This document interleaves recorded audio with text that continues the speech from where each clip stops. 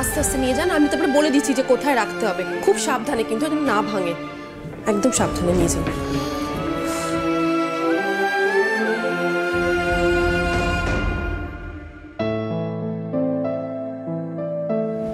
Sir, আপনার অনুমতি থাকলে একটা কথা বলবো। আমি জানি স্যার, আজকের ঘটনায় আপনি খুব কষ্ট পেয়েছেন, কিন্তু বিন্দি দিদি শুধু খড়িমায়ের ইচ্ছে পূরণ করতে চেয়েছিল। ওনার কাজ, ওনার শিল্প সবার সামনে আনতে চেয়েছিল। আর আপনি ভেবে দেখুন না, আপনাকে ছোট করার বা এসব কাজকে ছেলে খেলা করার উদ্দেশ্য ওর কেন থাকবে? স্যার, মেয়েটা খুব ভালো মেয়ে, বিশ্বাস করুন। তুমি জানো না গঙ্গা, বিন্দি এটা অনেকদিন ধরে করার চেষ্টা করছে। কি মনে করে নিজেকে? প্রত্যেকবার আমাকে ডিফাই করছে, আমার কথা শুনছে না, আমার পারমিশন ছাড়া এইসব করেছে। ওকে ভাবে যে খুড়ি কি পছন্দ করতেন, কি ভালোবাসতেন, সেটা আমার থেকে বেশি ও জানবে, সেরকমটা ভাবছে। না, খুড়ি কি চাইতেন, কি ভালোবাসেন, সেটা সেটা আমার থেকে ভালো কেউ কেউ কোনোদিন জানতে পারে না, কখনো না। আমি জানি স্যার, আর তাই বলছি, আপনার ওর উপর রাগ থাকলে আপনি শাস্তি দিন, কিন্তু এভাবে কলেজ থেকে বের করে দেবেন না প্লিজ স্যার, নইলে বিন্দি দিদি এভাবে। তোমার ক্লাস হয়ে গেছে অনেকক্ষণ আগে, তুমি বাড়ি যাও।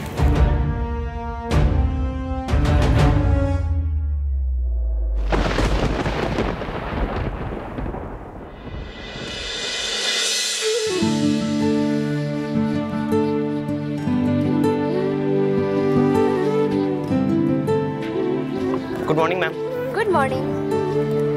সত্যি যেমন মা তেমন মেয়ে, ডেডিকেশন আছে বলতেই হবে। তো বিয়ে ভাঙার পরে এরকমভাবে কলেজে আসে ক্লাস করাতে?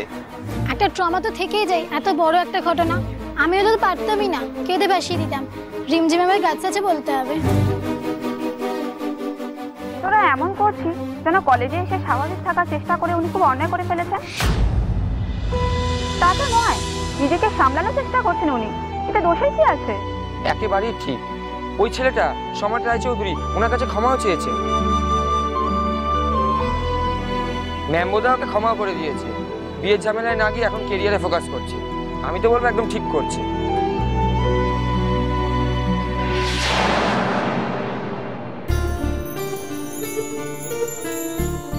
রিমঝিম প্লিজ এরকম ভাবে আমাকে এড়িয়ে চলে যেও না, আমি একবার তোমার সাথে কথা বলতে চাই।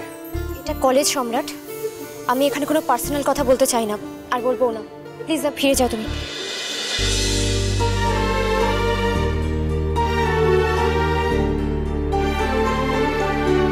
আমাকে নিজে কথা বলার একটা সুযোগ দাও, আই প্রমিস আমি চলে যাবো এখান থেকে, আর ডিস্টার্ব করবো না। আমি জানি আমি তোমার সাথে খুব ভুল করেছি, কিন্তু আমি সত্যি বলছি সবকিছুর জন্য আমি ভীষণ গিল্টি ফিল করছি। তাই এক মুহূর্তের জন্য শান্তি পাচ্ছি না, যতক্ষণ না তুমি বলবে, তুমি আমাকে ক্ষমা করবে। আমি রাতে ঘুমাতে পারবো না, আয়নায় নিজের দিকে তাকাতে পারবো না। হাত জোর করে বলছি, এই একবারের জন্য আমাকে শেষবারের মতন ক্ষমা করে দাও। যে ভুল তুমি স্বেচ্ছায় করনি, তার জন্য ক্ষমা কিসের সম্রাট? তার মানে তুমি বিশ্বাস করো আমায়? তুমি মানো যে আমি স্বেচ্ছায় কোনো খারাপ করতে চাইনি? সত্যিটা সামনে আসার আগেও আমি তোমায় দোষারোপ করিনি সম্রাট, বরং আমি নিজেকেই দোষী ভাবছিলাম। বারবার মনে হচ্ছিল যে যেন আমার ভুলেই সবটা হয়েছে, কিন্তু পরে রিয়েলাইজ করলাম যে আমার সেলফ এস্টিম, আমার আত্মসম্মান বোধ, আমার আত্মবিশ্বাস সব খুব কম। আমি নিজেকে নিজেই দাম দিতে জানি না, আর তাই আমি এখন চেষ্টা করছি নিজেকে নতুনভাবে গড়ে তোলার। সময় চেয়েছি নিজের কেরিয়ার গড়বো বলে। আশা করি তুমি সবটা বুঝবে সম্রাট। নিশ্চয়ই বুঝবো। থ্যাঙ্কস রিমঝিম, তুমি যে আমায় কতটা শান্তি দিলে এটা আমি ভুলে বোঝাতে পারবো না। দেখবে আবার তোমার ভালোবাসা, তোমার বিশ্বাস নিশ্চয়ই জয় করবে।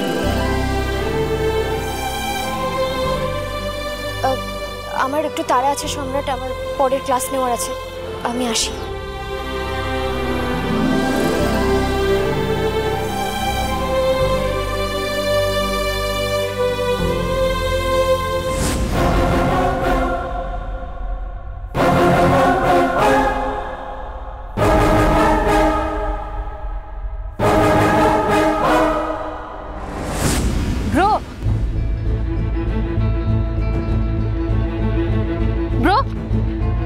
দিশা, আমার ক্লাস আছে, আমার এখন সময় নেই কথা বলার। তুই আমাকে আবার অ্যাভয়েড করছিস, তোমার সাথে কথা বলবি না?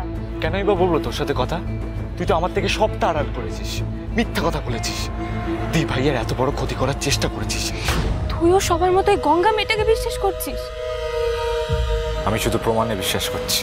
প্রমাণটা ডেসপারেটলি আমার বিরুদ্ধে সাজানো হয়েছে ব্রো। আমি যা করছিলাম সবটা রিমের ভালোর জন্য করছিলাম। বাট যখন আমি সম্রাট দা আর গঙ্গাকে একসাথে দেখি, তখন আমার মনে হয় গঙ্গার ইন্টেনশনটা বাজে, আর তার সুযোগ নিচ্ছে সম্রাট দা। তাই আমি জাস্ট চেয়েছিলাম যাতে বিয়েটা না হোক। আর আমি তো যা দেখেছিলাম জাস্ট সেটাই তোদের সবাইকে বলতে চেয়েছিলাম। আর গঙ্গা তো পুরো ব্যাপারটাই আমার দিকে ঘুরিয়ে দিল। তোর কি সত্যি মনে হয় আমি কি কখনো এরকম এত বড় খারাপ কাজটা করতে পারি? রিম, তারপর তন্নি, তিন্নি, এতে কি কখনো আমি খারাপ চাইতে পারি? তুই বল, তোরা সবাই তো আমার নিজের ভাই বোন। তুই যে এত বড় অন্যায় করতে পারিস আমি এটা বিশ্বাস করতে পারছিলাম না। প্লিজ বিশ্বাস করিস না, কারণ এই সবটা মিথ্যে কথা বলা হয়েছে, সবটা মিথ্যে। গঙ্গার জন্য মিমি, বাবা, এরা সবাই আমার দিক থেকে মুখ ফিরিয়ে নিয়েছে। আর আমি সত্যি চাই না যে এই জিনিসটা তোর সাথেও হোক। আমি তোকে আজও বলছি, আজও এই গঙ্গা মেয়েটার আসল টার্গেট কিন্তু আমি নই আয়ুষ। তুই ওই মেয়েটার আসল টার্গেট। মেয়েটা চায় তোর কাছ থেকে তোর কাছের মানুষদের দূরে সরিয়ে দিতে। আমি সত্যি চাই না তোকে সবার কাছ থেকে আলাদা করে দেওয়া হোক। So please be aware of her.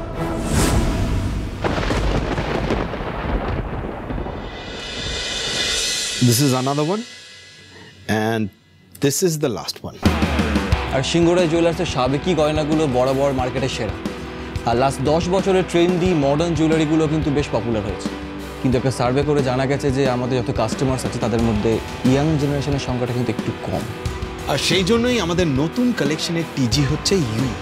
একদম ইয়াং জেনারেশনকে কনসেন্ট্রেট করে এই এক্সক্লুসিভ ডিজাইনসগুলো করা, মানে মোস্টলি কলেজ গোয়ার্সদের জন্য। আর সেই জন্যই এগুলো budget friendly, light and filled with modern designs.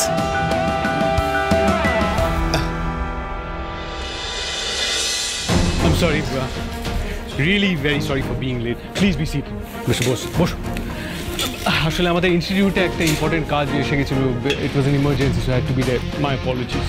Not a problem at all, Mr. Singhoray. আমরা সকলেই জানি আপনি কত ব্যস্ত। একদিকে ব্যবসা, একদিকে কলেজ, সবটাই তো আপনাকে একা সামলাতে হয়। আজকের মিটিংয়ে যে আপনি আসতে পেরেছেন এটাই তো অনেক। আমি তো রাহুল বাবু আর কুণাল বাবু থেকে প্রেজেন্টেশনটা দেখেই নিয়েছি, বাকিটা ওনাদের সঙ্গে ডিসকাস করে নিতাম। আপনি শুধু কষ্ট করে আসলেন কেন? না, তাও নতুন কোনো কালেকশন লঞ্চের মিটিং হলে I always try to do that. না, বৃদ্ধি চেষ্টা করে সবটা মনিটর করার। ও রেগুলার অফিসে আসতে না পারলেও হি হ্যাজ অ্যান আইডিয়া, মানে ও চেষ্টা করে যে সব দিকে যাতে ওর নজরটা থাকে। একদমই তাই। অ্যান্ড সত্যি কথা বলতে গেলে ইনস্টিটিউট, কলেজ অ্যান্ড দেন আমাদের এই সিংহরায় জুয়েলার্স সবকটা সামলাতে গিয়ে আমরাই হিমশিম খাই। আই ডোন্ট নো কী করে রিদ্ধি এতটা ভালোভাবে সবটা ম্যানেজ করে। Hats off. আর ওনার এই ডেডিকেশনের জন্য আজও মার্কেটে সিংহরায় জুয়েলার্সকে বিট করার মতো অপোনেন্ট তৈরি হয়নি। But the credit is not all mine, Mr. Bose. Rahul, Kunal, দুতি এত সুন্দর করে সবটা সামলাচ্ছে, I did not be there. তবে আজকে for this meeting I had to be, কারণ আজকে রাহুল দুতির বড় মেয়ে, আমাদের বাড়ির বড় মেয়ে রিমঝিম এবং আমাদের ডিজাইন টিম এটা তৈরি করেছে। So needless to say I'm very excited. I must say সবকটা ডিজাইনই খুব ভালো। মিসেস খড়ি সিংহরায় যেরকম ইউনিক ডিজাইন তৈরি করতেন, এই কালেকশানে আমি তার কিছু ছায়া দেখতে পেলাম।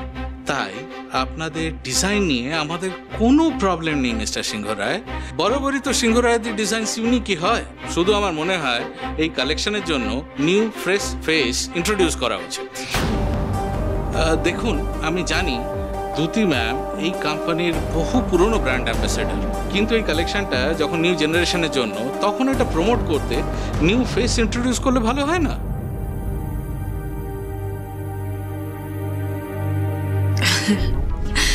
আপনি ঠিকই বলেছেন, কিন্তু এই জেনারেশনে এমন মডেল কোথায় বলুন যে সিংহরায় জুয়েলার্সের ব্র্যান্ড অ্যাম্বাসেডার হবে? মিস্টার বোস, আমার ওয়াইফ কিন্তু কলেজের ছেলেদের মধ্যে হাত পড়ে, মানে আপনি বুঝতে পারবেন না যে ও কলেজের স্টুডেন্ট না।